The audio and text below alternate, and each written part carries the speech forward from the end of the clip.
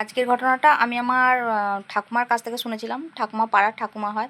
তা মরার পয়সা বাঙালিদের একটা রিচুয়ালস আছে যে যখন মারা যায় তখন তার সঙ্গে সঙ্গে খই আর পয়সা ছড়ানো হয় এবং মান্যতা হিসেবে কেউ অনেকজন মনে করে যে ওই পয়সাটা যদি কোনো জালে বা কোনো কিছুতে রাখা হয় নজর লাগে না।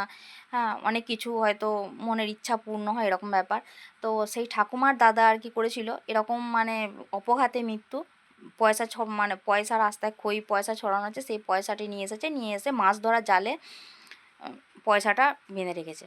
এরপর এরপর শুরু হয় ঘটনাটা। মাছ ধরার জালে পয়সাটা বাঁধার পর মানে ওদের নেশা হচ্ছে কি যে একটু ভোরে উঠবো, উঠে মাছ টাছ ধরবো, সেই মাছটা আর কি বিক্রি করব এরকম। মানে এইটাই তাদের জীবিকা ছিল। তো এরকম এইভাবে বেশ কিছুদিন একটু ভোরে উঠছে, মাছ ধরছে, জালে কিন্তু প্রচুর মাছ উঠছে। তারপর আস্তে আস্তে দেখা গেল কি ঠাকুমা বলছে নাকি ঠাকুমার দাদা প্রায় তখন হয়তো রাত তখন হয়তো 2টো 2:30, সেই সময় হয়তো ঘড়ি ছিল না, কিন্তু না হলেও আন্দাজ হিসেবে বলছে রাত 2টো 2:30-টের পর কিন্তু সে বেরিয়ে যাচ্ছে মাছ ধরতে।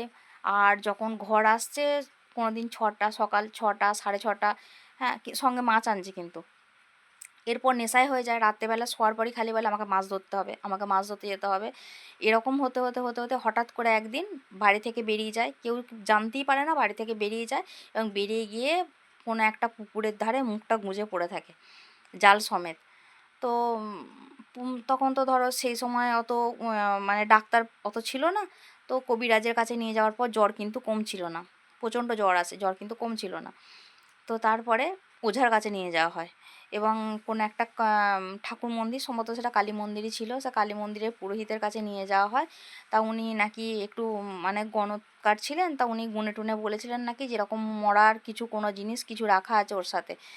হ্যাঁ, তো পরে মানে একটু সুস্থ স্বাভাবিক হলে তখন বলে নাকি যে এরকম মরার পয়সা ওই জালের মধ্যে বাঁধা ছিল, তো সেইটার জন্য এই ঘটনাগুলো এত কিছু ঘটনা ঘটে।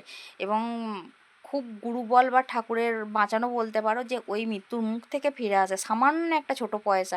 ওই জন্য বলে না যে মরার জিনিস তার না নেওয়াই ভালো। হ্যাঁ, সেটা থেকে সে মরে গেছে, তার জিনিসটা নিয়ে আসা মানে বিপদ ঢাকা। নিজের অজান্তেই কত বড় একটা বিপদকে ডেকেছিল। যাই হোক, এটা আমি আমার পাড়ার এক ঠাকুমার কাছ থেকে শুনেছিলাম, তোমাদেরকে বললাম। আরও ঘটনা বলতেই থাকবো। ভালো লাগলে লাইক করো। আর আর কী কী ঘটনা, কেমন ঘটনা শুনতে চাইছো আমাকে কমেন্ট করে বলো। আর সবাই ভালো থেকো।